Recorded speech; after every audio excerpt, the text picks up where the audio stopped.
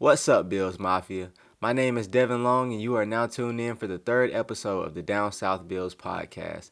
Today, I'll be getting into the positives and negatives versus the Chiefs on Sunday.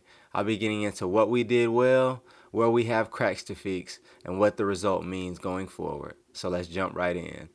On the offensive side of the ball, the predictions that I made were spot on. We ran the ball well and we got the tight ends focused in the passing game. The blocking scheme was great, and James Cook continues to run the ball extremely well. His cuts and his vision are getting better and better. The first drive of the game, he had a play where he waits for something to develop and takes a 1 yard gain to 1 yard gain to a 6 yard gain. And then the next play, he cuts outside for like 20 yards. And he really just set the tone early, which opened up the passing game to the tight ends as I hoped it would. I mean, what a game by Dalton Kincaid. 101 yards on 6 catches and the touchdown on the very first drive of the game, which was a very well-run corner route that I don't know if he made the corner fall with the move, but the corner fell and it was a great route. So I'm going to say that he made the corner fall with the route, but just an outstanding game by Kincaid. Continues to have a great season and just really hoping that he can stay healthy because other than him being injured, I'm not really sure what can stop him from having an excellent breakout season, which we hoped he would have last year, but glad he's finally coming along. Also on the first drive of the game, we had a pass to Ty Johnson, and we also had a pass to James Cook. Both of those later in the game, and both of those resulted in first downs. And I've really been advocating for passing to the running backs more. So glad we got that incorporated against the Chiefs, but hope we can continue doing that in the regular season and also in the playoffs when it is beneficial, of course. I'm not saying we need to force it to our running backs, but we do have some guys out of the backfield, Ray Davis included, who can make plays in the passing game. So when we're getting overloaded and we need to sneak someone out and get a nice game on a blitz, we can always do that with our running backs because those guys have been proven to, for the most part, have sure hands. The only thing that didn't work too well on offense was the toss left, which we ran like 1,000 times against Carolina. But other than that, the offense played really good. What a historic day by Josh Allen, 23 of 26, and 88.5 completion percentage, which is the highest in Bills history. And I mean, Josh Allen just continues to prove to me, and I hope you guys, that he's the best player in the league, he's one of the best players in the league, if not the best player in the league. And to me, he's the best player in the league. So yeah, what a great day from the offense. A lot of our separation issues were highlighted in the previous weeks, but a good sign to see the offense playing well, and hopefully next week we can get Josh Palmer back. And with that, let's get into the defense.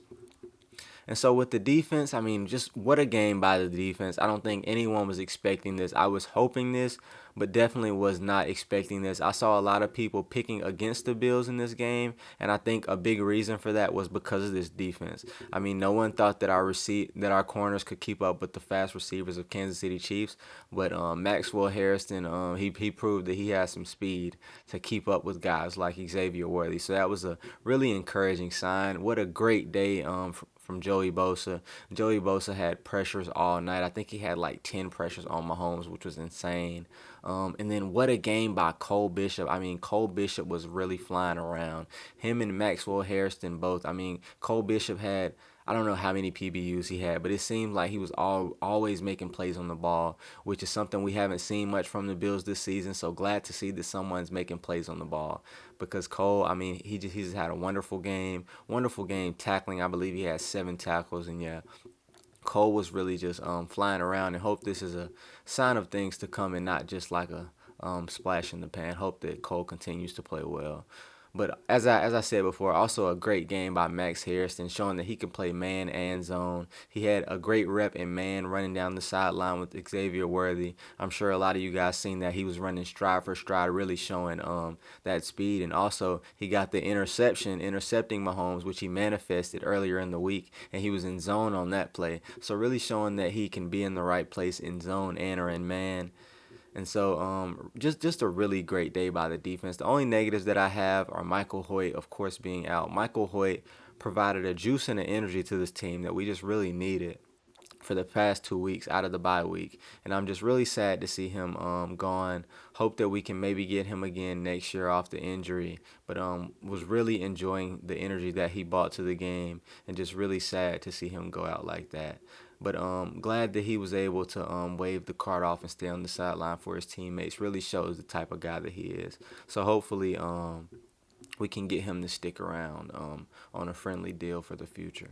And then another negative, not injury related, Trey White. I mean, I feel like the 4th and 17 was his fault. I watched the film. I watched all of the film.